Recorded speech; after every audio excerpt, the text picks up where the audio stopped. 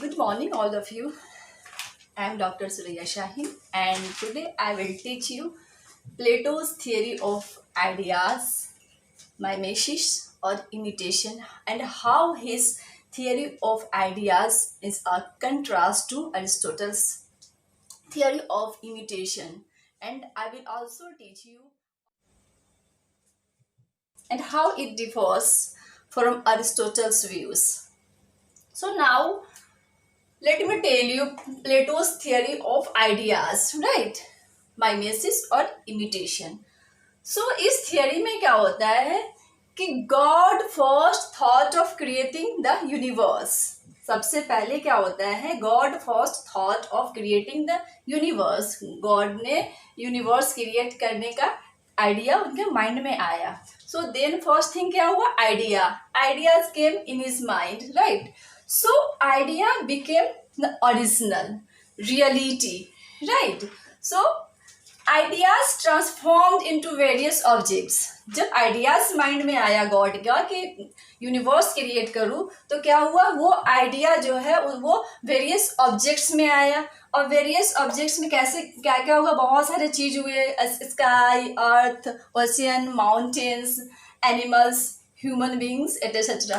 सो ये सब जो है ideas transformed into various objects. तो पहले क्या है God first thought of creating the universe. पहले गॉड ने यूनिवर्स क्रिएट करने का आइडिया बनाया.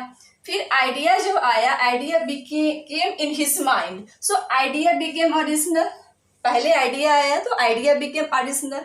सो then the idea transformed into various objects. अब ये जो आइडिया था माइंड में वो वेरियस ऑब्जेक्ट्स के रूप में क्या हुआ वेरियस ऑब्जेक्ट्स के रूप में क्रिएट किया गया. तो इसमें क्या क्रिएट हुआ sky earth oceans mountains plants animals human beings etcetera ये सब. So all this concrete objects became the imitation of the original idea. अब ये जो ऑब्जेक्ट्स क्रिएट किया गया गॉड ने क्रिएट किया यह क्या हुआ ये became the imitation of the original idea. क्योंकि पहले तो आइडिया आया माइंड में क्रिएट करने का यूनिवर्स को. फिर वो आइडिया से क्या हुआ क्रिएट किया कुछ कॉन्क्रीट ऑब्जेक्ट्स को. So the all the concrete objects became the imitation of the original ideas reality. So now what it became now it became once removed from reality. Now these concrete objects became once removed from reality. Now Plato says that when any carpenter makes a table he only produces a mere semblance of the original idea. अब कोई भी carpenter जो है वो अगर table को बनाता है तो क्या करता है वो सिम्बलेंस बनाता है. कहाँ से वो ओरिजिनल आइडिया को कॉपी करता है. Right. So it copies the copy. जो कारपेंटर है अब क्या करता है जो कंक्रीट ऑब्जेक्ट्स है जो बना हुआ है ऑलरेडी उसको क्या है कॉपी करता है. So it copies the copy. जो बना हुआ है उसको कॉपी करता है. So that's why it is twice removed from reality. Understand. So now I move onward. So,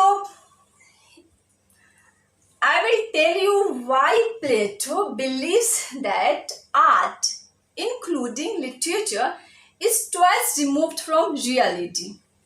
Plato discussed the theory of imitation in his book 10 of the Republic.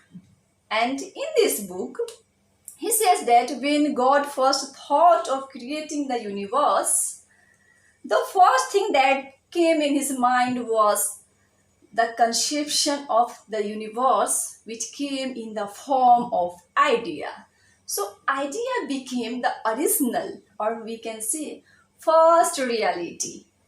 This idea was transformed into various objects as we see in the universe such as oceans, mountains, rivers, plants, animals, including human beings. So all these objects became the imitation of the original reality, that is idea. The idea behind every object is the original reality and the object itself became its imitation.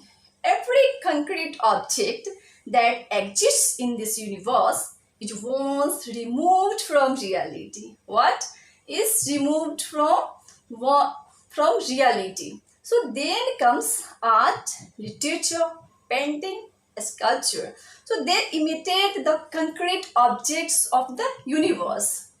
So Plato says that when a carpenter makes a table, what does he do? He produces a mere semblance of the original idea.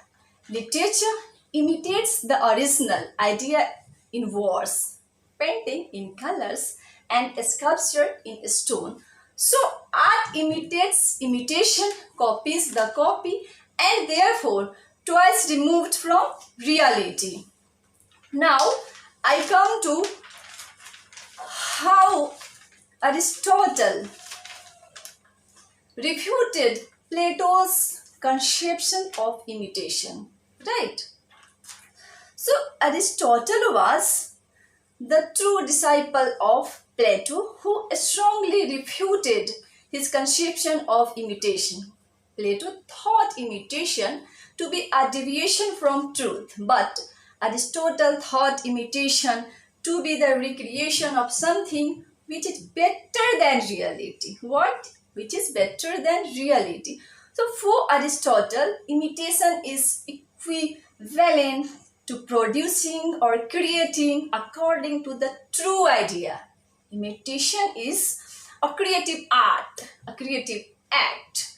Aristotle says that an artist imitates because he gets pleasure in imitation, and this faculty is an inborn instinct in human being.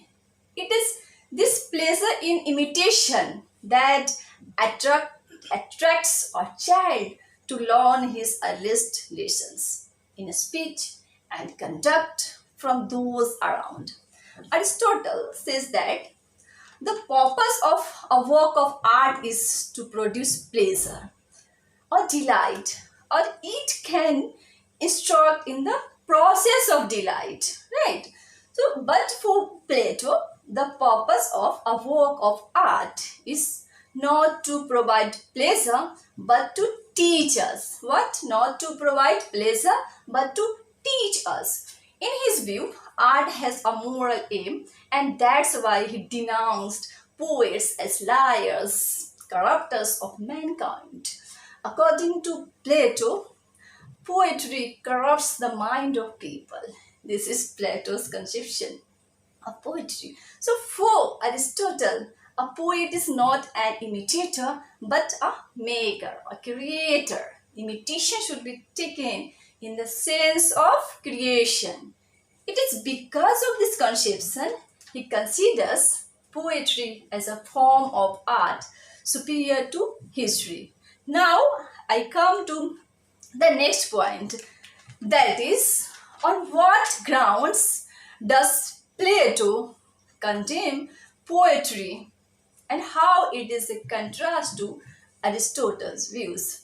So Plato believes that poetry is twice removed from reality, and he condemns all form of art as they are removed from reality, twice removed from reality. According to him, poetry is the imitation of the surface and the appearance. It is the imitation of the crude object. What? It is the imitation of the crude object. The world is always in a state of flux. Everything is subject to change and decay. But reality, which is in fact truth, is the essence, and the essence is beyond the poet. He says that poetry is the copy of the copy, and that's why it was removed from the truth. It neither helps in molding human character nor in promoting human service. That's why he banished the poets from his republic. Understand? Now, on next point, Plato says that Plato believes that poetry appeals to human emotions rather than human reason. It actually affects the heart rather than the intellect. Poetry feeds and nourishes human passions rather than controlling and preventing them. No doubt, it makes man impulsive, irrational, sentimental, and an inactive, brooding philosopher. On the third point, he says that poetry has no concern with morality. Plato also believes that poetry has no concern with morality. It treats vice and virtue alike and doesn't bother which wins over the other. Poetry more often presents gods or unjust or revengeful. Understand? So hence poetry, according to Plato, corrupts both the citizens and the state. Now, Aristotle gives his opinion, which is a contrast to that of Plato. Aristotle says that the poet deals with the essence. He is not concerned with man's passing mood of feeling on transient emotions. Human life, the original of all art, and poetry is no exception. Now, Aristotle says that man instinctively loves imitation. Man instinctively loves imitation and loves melody. According to Aristotle, from these two instincts spring poetry. What? That's why Aristotle calls the poet an imitator. Man imitates three things: things as they are, things as they were, and things as they ought to be. Right? So, man loves to imitate what is past or present, what is commonly believed, or what is ideal. What the poet imitates in the form of poetry has deeper implications because he not only imitates but also recreates. That's why his poetic creation is not twice removed from reality as Plato believed it. On the second point, Aristotle believes that since poetry originates from man's instinctive love for imitation and melody, it gives permanent aesthetic pleasure. Right? So, what does it do? It gives pleasure both to the poet and the readers alike. According to Aristotle, poetry combines in itself both philosophy and morality. What combines? Both philosophy and morality. Now, on in the third point, Aristotle says that poetry makes an immediate emotional appeal and purifies and ennobles our feelings and sensibilities. Right? So, unlike Plato, he believes that poetry elevates and humanizes the reader imperceptibly. A poet doesn't beguile us with the deceptive shows and illusions of life. A poet is the great creator. So, what does Aristotle says that a poet not only imitates the things, but he recreates the things while imitating the objects. Okay, so I hope you would have understood Plato's theory of ideas, mimesis, imitation, and Aristotle's theory of mimesis or imitation, and on what grounds Plato banished poets from his Republic, and on what grounds Aristotle talks about the great activity of the poets and the benefits of poetry. So, I hope you would have understood well today, and आगे के class में हम बात करेंगे अब माया एंजेलोस poem case bird की. और if you have not subscribed my channel, please subscribe it because you will get all the notifications and all the lectures here. I prepare here paper 1 and paper 2, and I have also just put all the links in my description box, so you can check the description box and you will get all the lectures there. Thanks for today.